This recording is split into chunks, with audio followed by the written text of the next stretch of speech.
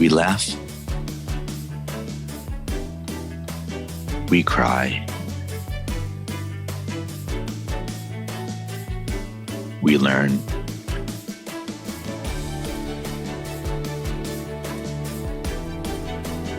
But really, what doesn't kill you makes you better at managing clients and everyone. I'm Morgan Friedman, and this is Client Horror Stories. Hello, everyone. Welcome to the latest episode of Client Horror Stories, and I am honored to have Ori with me tonight. How are you doing, Ori? I'm doing excellent. I see you have a drink, so I'm just going to raise it with me. No, I don't have the camera angle. It's perfect. I'm drinking an Irish coffee to get myself tipsy and full of energy. 2-on-1 for tonight's episode. What are you drinking? I'm a very cheap version of a whiskey sour. It's pretty much a whiskey with lemonade. I did not have time to make it properly, so I'm cheating my way into a whiskey sour, but I think that would work for tonight. I appreciate the creativity, and creativity of any sort is supported here at Client Horror Stories. Thank you. And with that, and my Irish coffee in hand, I'm excited to hear about your most painful client experience. Let's dive in. Awesome. We'll go back to my early days in the 30s. All right, we'll go back in time when I was in China. I lived in China, Beijing for 6 years. I went with my wife after we got married.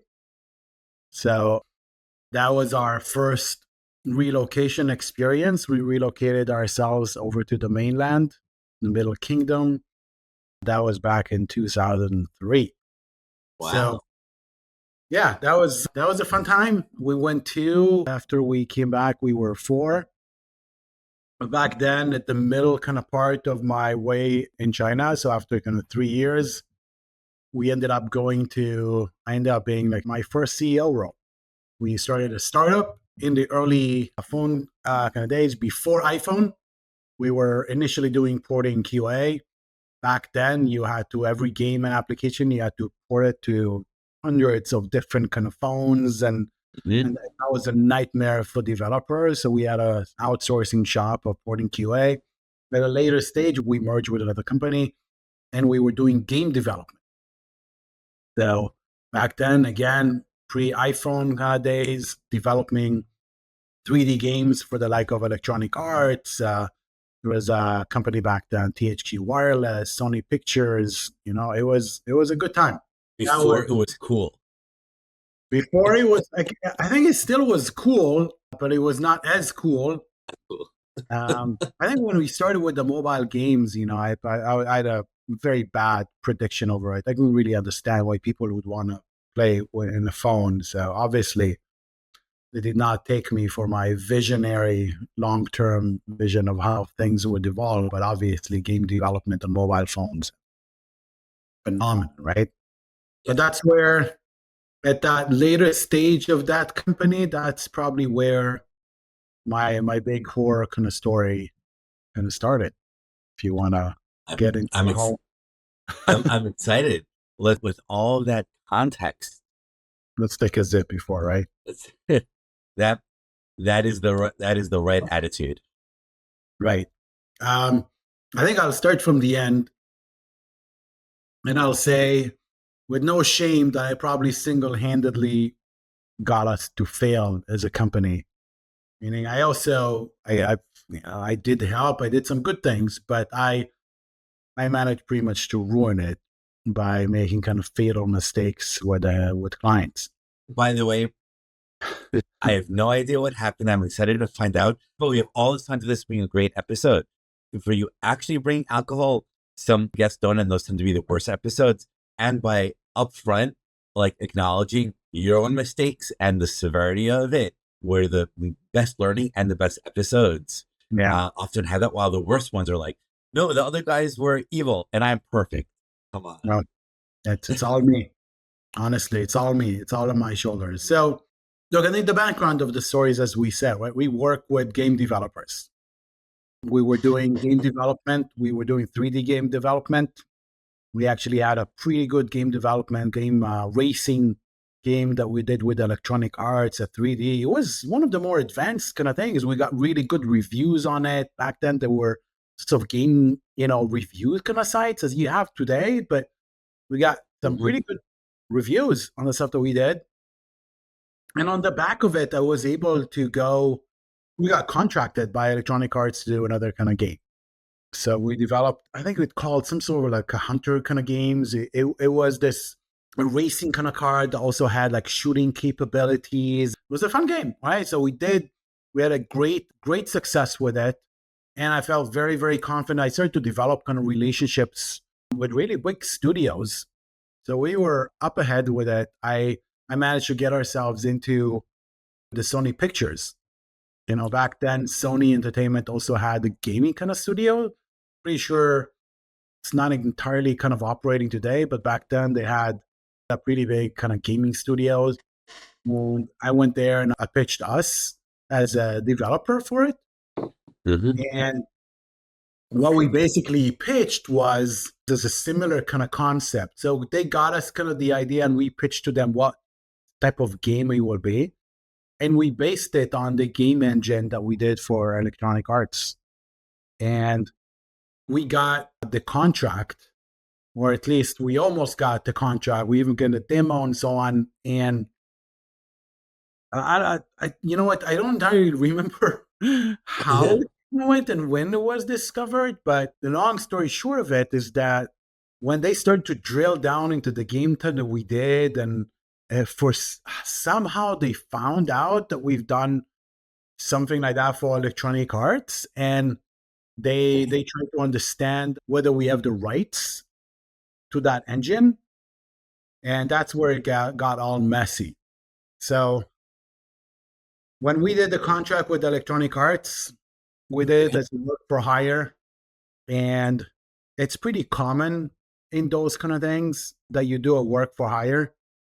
But also more savvy kind of developers also understand that they need to preserve some like some of the IP rights need to stay, like the end or something like that. Yes. Otherwise, you're screwed. Like everything that you've done for them is like theirs, and you cannot use it.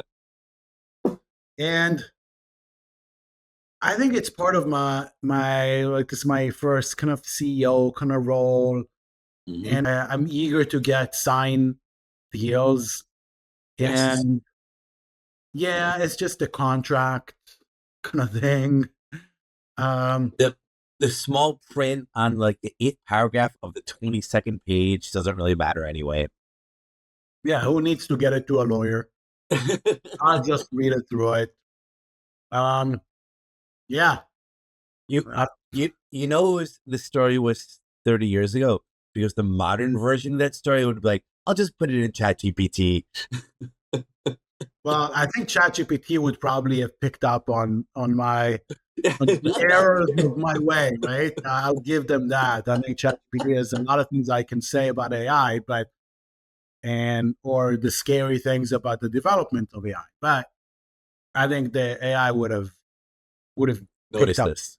But basically, what happened is that did not put emphasis and notice on what we signed with Electronic Arts. They got us a contract, and we pretty much signed on whatever it was. And when Sony found out that we didn't have the rights, then they pretty much canceled the project. Ooh. Guys from Electronic Arts also found out from it, because that somehow, I don't know, they've kind of asked one another or kind of thing. So we were screwed with Electronic Arts by trying to do this. And it kind of all went downhill from there. So at this point, I have a couple comments that I want to throw in to add to the conversation. First, on you not reading, the 8th paragraph of the 42nd page footnote to it. In your defense, there's this common dynamic I've seen. A huge company makes an agreement with like really, really small company. This is the contract, they're the term. So it's not just you not hiring a lawyer. It's like often like they have some like super standardized contract, the way they do with everyone, like a whole army of lawyers that small companies can't compete with. And I've seen a lot of companies take advantage of this very purposely, knowing that, yeah, they're not going to realize these small terms, so they'll be able to squeeze more out of the little vendor. Yeah. And yeah, obviously, those big companies, do those. Look, they have their lawyers and they would construct their agreement optimally for them. Yeah. Now, look, if we would look at it and kind of single out, and it was like, I don't think that would have been a problem of that engine, because also we didn't really price it that. Like, if you do something like that, then, all right, then if we don't hold any rights and can't do anything with the engine, then we got to be able to take much bigger margins on the Of course. because you're, as a game developer, right? And as an outsourced kind of game developer, your entire model is being able to develop an engine, and through that engine be able to rescan or use it. Purpose it, or that. Exactly. That's the way your financial kind of model works. And if that doesn't really happen, it all collapses, right? Because you would have to reinvent it and redo those kind of things. And that's the entire way of how you're eventually going to get margins. But I don't know, like, look, it's painful. Like, thinking back to that, like, it's painful, dumb, and kind of ruined it. We had a chance. We had a shot. So to summarize for the viewers, the story up to this point, so you have time to take another swig of your lemonade whiskey, which I love. I think I'll start making them. For one company, you developed this game engine, but because you did not explicitly keep the rights to it in strong enough language in the contract, when you then went to another company and wanted to use the same game engine for a different company, it then unraveled because everyone figured out that you actually didn't have the rights for the first one. So both sides and ended up getting angry at you. Well, I ended up kind of, I guess, I don't know whether, I guess angry is a good, like, they were, one of it was American, so it doesn't really get angry, gets kind of politely, oh, wow, then the contract is. And he's not working with me anymore, right? But I don't think they thought of us as trying to, game something, right? Like, it's not that they were, but, you get this shot. You get one shot to get in. And if you screw this, then you're not going to get another shot. If you want to get something out of it, right? It has something to do with, like, you can't be naive also, right? You can't be eager. And I was eager for it and over enthusiastic, just getting things. And you just can't. You have to watch your corners also. And that is definitely something that I did not do. I was just, let's just go and, with the flow and momentum, and I was just, it has to do with being naive. It has to do with being young. It has to do with being nice and whatever, right? I didn't really try to screw anyone. I really did not think that this was a problem. And I ended up, like, being an idiot. And it also has to do with something else, which is a lot of young entrepreneur types and young professionals get contradictory advice and have contradictory instincts, where at the one hand, move fast, some great things, run, go. You just let's just go fast, make it happen, make the deals, and it'll fix the problems later. That is such common and typical advice. On the other hand, hey, watch the little corners, read the fine print, and take your time, really think about things, really think through the consequences and implications of everything. And in an ideal world, everyone can do everything, but in the real world, time is limited, energy is limited, and it also tends to be opposite personality types. The personality of the runner, go getter, I want to make the contract, tends to be a different person than the, I'm just going to analyze all 800 pages. Yeah. Look, it's not, like, I'm not even sure what I would, like, I know what I would do different, okay? But, like, I'm a big proponent of move fast and break things, okay? And, like, don't worry about making mistakes, just move. Right. But obviously, there are times that Every once in a while that bites you. Yeah. And this particular kind of thing ended up bringing us down. There are also background kind of noise to it, right? We were not really funded that great. We were, Right. We were trying kind of to do it on our own and probably did not price kind of things correctly. So that is kind of thing, like it's not only this, like it's not that this is the only reason why things kind of fell apart. But obviously that was like, it was such a morale also kind of hit. It was such a morale hit, like because you got kind of the deal with Sony Pictures, you have an in with EA, you're on a roll, Bro. and now you kind of lost both of them. And how do you, like, it's already you're fighting for quite a while with kind of the company. So I think put kind of things together and that kind of, tumble things down. But yeah, like on one hand, break things, move fast. I'm not going to tell people now that they should go and analyze kind of things like that. I'm much more in proponent, like, look, just move fast and break things. I do want them to think of the direction of why they're doing things. Don't go into a day to day, but it's not that. But personally happen to be a big advocate and often recommend of sort of rules of thumbs and also the common things to look for. So my usual advice in these sorts of situations is, okay, you have a contract from a big company and move fast. You don't have time to read all 800 pages. However, here is what does make sense. What it's your first contract with a big company. What are the 3 most likely reasons that these sorts of contracts break down? Oh, talk to anyone experienced.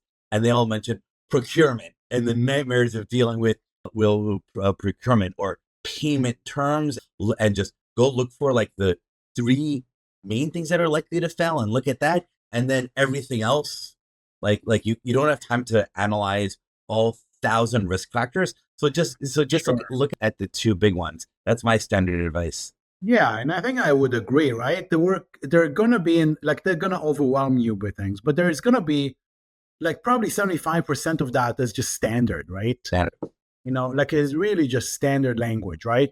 So what you do want to watch for is the actual kind of business terms. Like in our kind of sense in it, like obviously there is the revenue, there's the payment terms in it, right? There is, in our kind of cases, there was copyrights or any restrictions. Those are the things you got to be able to protect yourself. You got to be able to read through. You need to be able to come through and understand what those mean.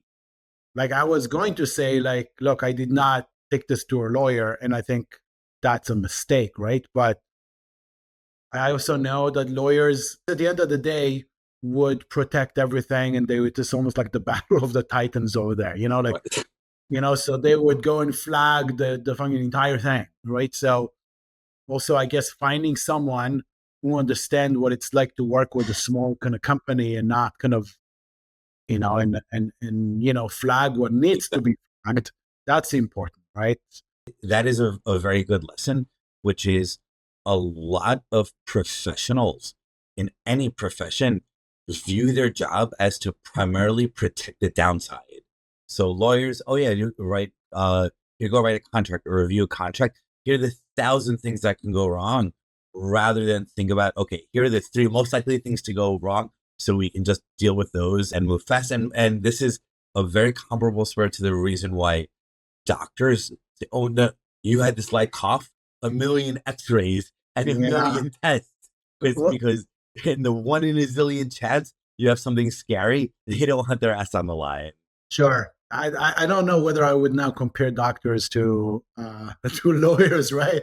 I think they operate on an entirely kind of different spectrum of thing, and it definitely has to do also with the location of where they are, right? Doctors Yes. in U.S. is a completely different story than doctors in a different. They're incentivized in a completely different direction. But yeah, look, I think operating with the type of people that fit the type of organization you are is probably the step number 1, right? But But there's obviously kind of things in the contract that you have to watch for yourself, and it's worth flagging. Oftentimes, those big companies would be okay with it. Like there's things that there's no point of flagging. So I don't know. I think some people would say, let's just flag the most important kind of things so they will respond to it. Some people say, well, let's flag more. So on the important kind of things, we would be able to compromise, right? I'm not sure which approach is better.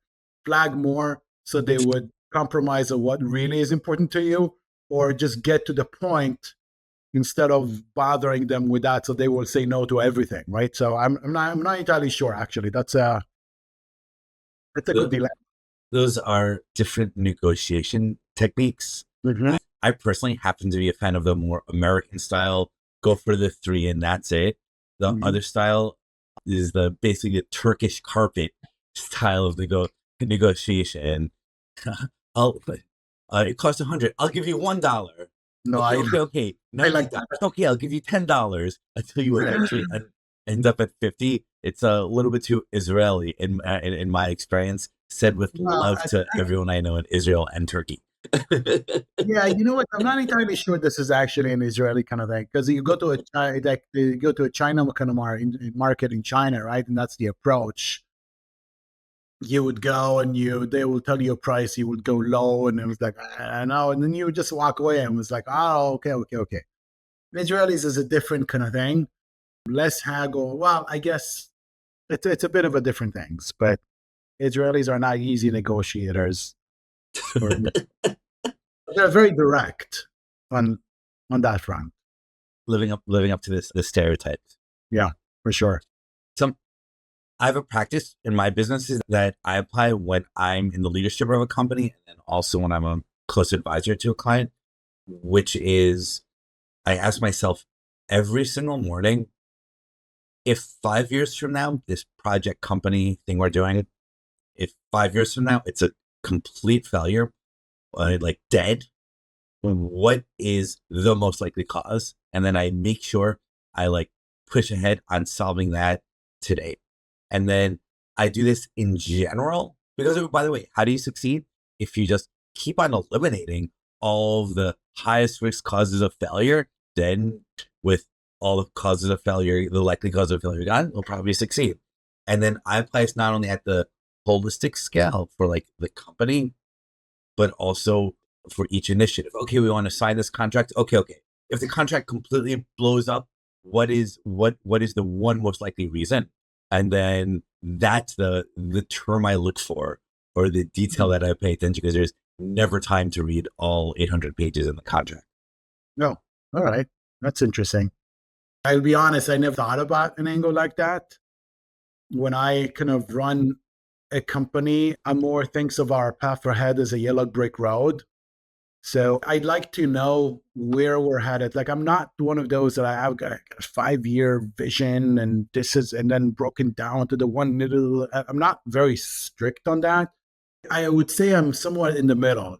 I'd like to know what our priorities, what it matters, and what is noise. That is very important to me.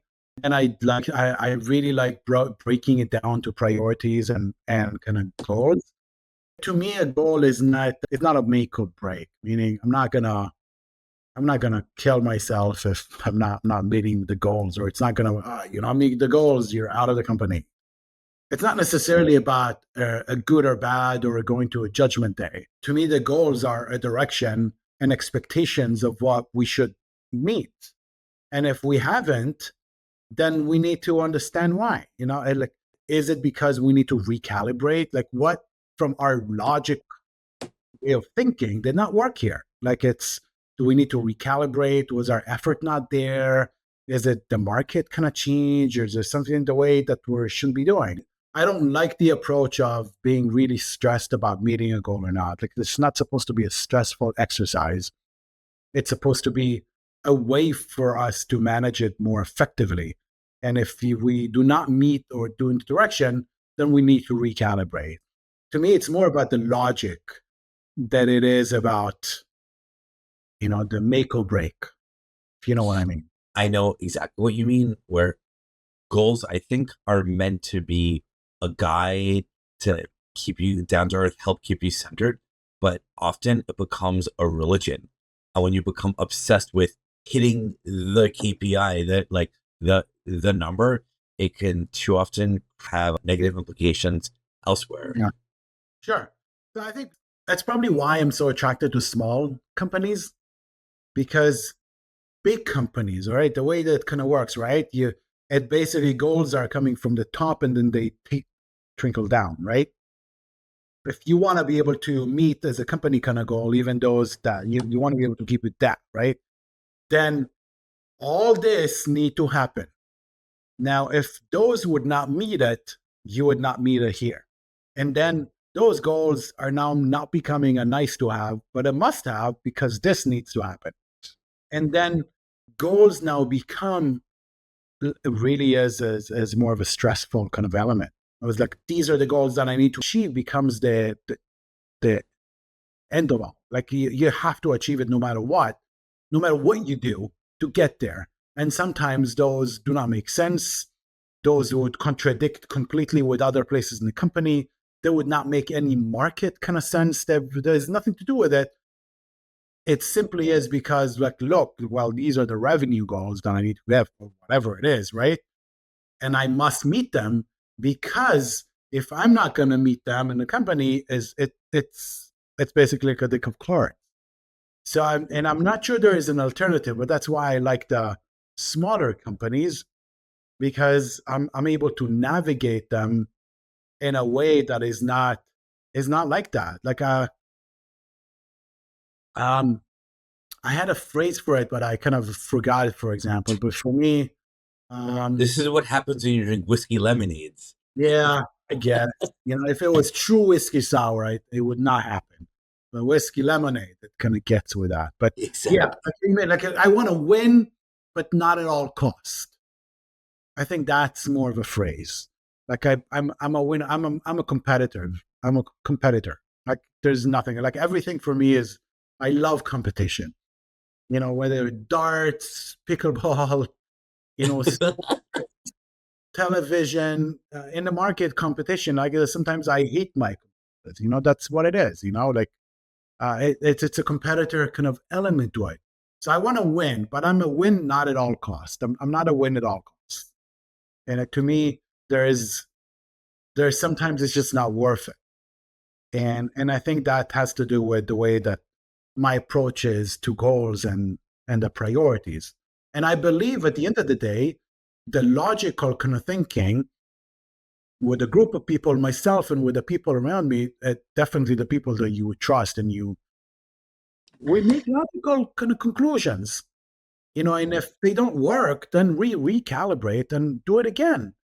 I think that leads to success. And I think that leads to growth, and that leads to sustainable growth. And that leads also to people that are happier and I'm kind of more stable. That's why the smaller environment for me is funner. Right. So, and as added reasoning in support of your conclusion, the more focused you are on these goals, the more it dehumanizes everyone. Like it has to, by definition, a goal taken to an extreme has to turn each part of the puzzle into just a machine to do their part, which will, and like if we're all machines, like why are we even here? Why not just let little AI do it? Wow. Well, first of all, soon they'll find out exactly that. I will do it because it really is something like that. Yeah, look, you're looking at a lot of things around us and they just don't make sense. Like, why are you doing this? It just doesn't make sense. And they're doing it not because they're dumb people, not because they're bad people, and not because they're doing it because some things with regards to the way the company kind of operates, instructing them, gets them to make decisions that are not necessarily logical from a broader kind of perspective. They're logical for the same kind of things and goals that they need inside of the company. They don't necessarily make sense on a kind of the domino game of the market. Right. So often decisions even if they make sense, when you look at them from different ways, they make no sense. The easiest example of that is just by changing the time scope. Like a decision might be really good for the short term, but that same decision is disastrous for the long term. Yep. As well. And by the way, I actually think this is a good lesson for professionals, that when you're making a decision, approach that decision from different time scopes. Is this good in the short term and the long term? If it's good for one but not the other, that's not necessarily a no-go, but let's take that into account in the broader analysis. Yeah, I totally agree with you. And also with the way that you communicate down, the way that you communicate kind of goals, sometimes you gotta, okay, well, like, how does that kind of fit in that? And there are a lot of kind of considerations to it. But I'll go down to, I really think that entrepreneurs, CEOs, owners, whatever it is, they need to have a path. And the worst thing that they want is to be dragged into that day-to-day where they're doing things simply out of habit, or because they tell themselves they don't have time to think about something else. Like, there's got to be able to have some sort of a direction where they're headed and why. And it's okay that if they want to maintain, as long as they understand the direction and why they're doing things. It's also, to me, really important of defining the things that matter and the things that are noise. We often find ourselves just dealing with noise. I was like, just because people bother us with things, that doesn't mean this is what we need to do. Like, does it support our 1, 2, 3 priorities for the year of where we said we want to go? If yes, great, then deal with it. If it's not, then it's just noise, just get rid of it. Just, it's one of the things is it's easy to know what to do. It's really hard to know what not to do. And it's even stronger than that. Even when you know what not to do, it's really hard to say no. You have these users that are complaining about these things. You really want to make your users happy, even if like your complaints are minor as compared to the bigger stuff that you're that you're working on. Saying no is an underrated skill. Absolutely. And that also has to do with the character of who you are, right?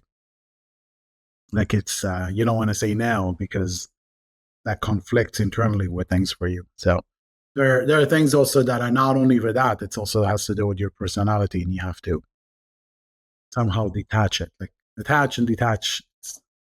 So that's an interesting point. I find that growing into a professional changes your personality. Like, as an example, I think myself, 25 years ago, right after college, around the time you're in China making contracts and not reading the contracts. Yep. I had much more of a people pleaser personality than I do now. Like, by my nature, I just want to be like, yeah, go along, support, of course. But 25 years of experience has taught me this magical power of saying no. And there's just different ways to say no. Just like saying it's saying, actually, I do want to do that. It's just not a priority at this moment. There are elegant ways to say no, but it goes to this same point of creating a wall around what you will do and what you don't do to defend yourself from all of the incoming requests. Right. And I think for myself, I was taking a lot and absorbing a lot internally, not communicating outside, to a point where I felt that I just could not. There was nothing that could be added to it. Like, I was so full that I just couldn't take it anymore. So that was my personality of keeping things to myself, from my wife, from the people kind of outside. But I learned, again, that's kind of recent years, to communicate a lot more, to communicate to people around me, to communicate to my peers, to a boss, or to an employee, or to the wife, or anything like that. So it's not kept inside. I just kept it inside. And while it seemed like I was in control, oh my God, like inside, like I couldn't take it anymore. What you just said is a very powerful point, and it's a great point to wind up this interesting wind down this interesting conversation, because your point is you're learning over the years is that you just have to open up and share things. And we apply this back to the original disaster situation that got our interesting conversation started. Even then, at the time, if you had been more comfortable opening up to different people, it's likely that one of the investors, board members, your partners, key employees had contracts where they had dealt with similar provisions. So learning the skill of knowing what to share and when not to share, and opening up more and not getting overwhelmed so you can talk calmly and reasonably in these challenging situations lets you get feedback from different quarters in order to help avoid disasters like that one. Absolutely. Like I would say, just in connection to that, the board kind of things in my kind of early days, a board was, to me, was almost like a trial, like I would come to a trial and I would have to defend my case. That is not the purpose of a board. Like a board, depending on the situation they're at. But like you say, like, people around you as an advisor, they're not supposed to judge. The purpose is not to judge. So even if you're judging, it's probably only because of you, because of the way that you carry yourself. That's a huge kind of thing for it. You can't be sucked into places like that. You got to be able to know where to look for an advice, and absolutely communicate outside. That's critical. Love it. It's a great insight to finish up on. Ori, thank you for your time. The conversation went in unexpected and very interesting places, and I'm happy you learned from the experience, and that I'm happy that you've come to Client Horror Stories to share your experiences. And everyone who's made it to the end, I hope that you've enjoyed it as much as we had. Good night. So, thank you.